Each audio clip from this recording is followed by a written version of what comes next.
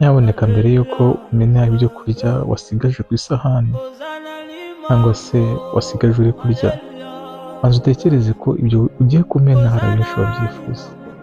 Urabibona nk'umwanda ariko urabibona nk'ifunguro rikomeye kuri bo. Wimena ibyo kurya ndakwinginze nyamuneka. Ntuzamene ibyo kurya, hari benshi babibuze. Hari benshi bifuza utwo twatakaye ku meza, nyamara ntitujya tubatekerezaho. Hari abakecuru, hari abamama, nzaba bashonje, bishwe n'inyota, bishwe n'inzara, nyamara twe turamena uko bwije n'uko bukeye. Mu gitondo turamena, saa sita tukamena, nimugoroba tukamena.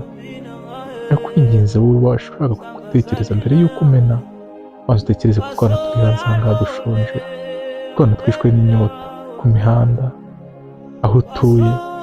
Hari benshi bababaye. Ese ubona ntacyo wakora kugira ngo ubashe kuba wategura igikorwa cyo gufasha abababaye? Ifunguro rimwe rya buri munsi rirahagije kuba wahindura ubuzima bw'umuntu. Ibyo kurya wateguye birashoboka ko wasaguriza umwe, ukabasha gufasha umwe.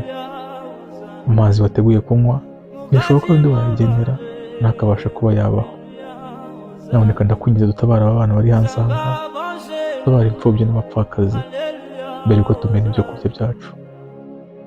Mbere yuko tumena, tekereza neza mu by'ukuri niba hari ikintu ubasha kuba wakora kugira ngo ugaburire abashonje. Tekereza neza mu by'ukuri ibyo umena ntawe ubikeneye cyangwa se ntawe ubyifuza. Kirazira kumena ibiryo, ni icyaha Imana yanga. Ndakwinginze gerageza wumve ubutumwa ubusangize n'abandi. Mbere y'uko wamena ibyo kurya, reka dushyire hamwe, ngaburiye umwe nawe ukagabura undi, twahindura sosiyete. Byibuze wenda agira igikorwa kimwe mu kwezi cyangwa se cyumweru, usura abari ku mihanda, usura abababaye, ubagezaho ifunguro uko ryaba rimeze kose. Imana yaguha umugisha. Reka duhindure, Imana idufashe tubashe gukora ubutumwa bwiza. Ibyo dukora mu nsengero twanabikora no hanze. Ibya 10 dutanga twanagabura n'imfubyi, tukagaburira abashonje. Amaturo dutanga twatanga ibituro, tukagaburira abashonje n'abababaye. Imana yaduha umugisha. Umugisha dushakira mu rusengero twabonera ku muhanda, twabonera aho dutuye ndetse n'inzira zose tunyuramo. Umugisha dushaka mu rusengero uhora ugenda ahantu hose, reka tuwushakishe kandi tuwuharanire.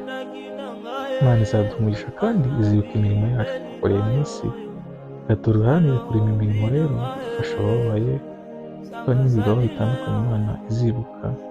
Uyu munsi tuzatugeza mu ijuru, uyu munsi w'urubanza ubwo izatwibutsa icyo twakoreye ku isi, ndetse dufite icyo tuzayibutsa. Iyo tuzibutsa Imana twakoreye ku isi, ibaze mu mutima wawe, nanjye nibaze mu mutima wanjye, niba hari icyo ndi gukora kugira ngo mpindure isi, mpindure ubuzima bw'abantu. Ushimiye wowe ukomeje kunkurikirana. Imana iguhe umugisha. Dufatanye, dushyire hamwe, turemere abantu amashimwe, natwe Imana izaturemera amashimwe.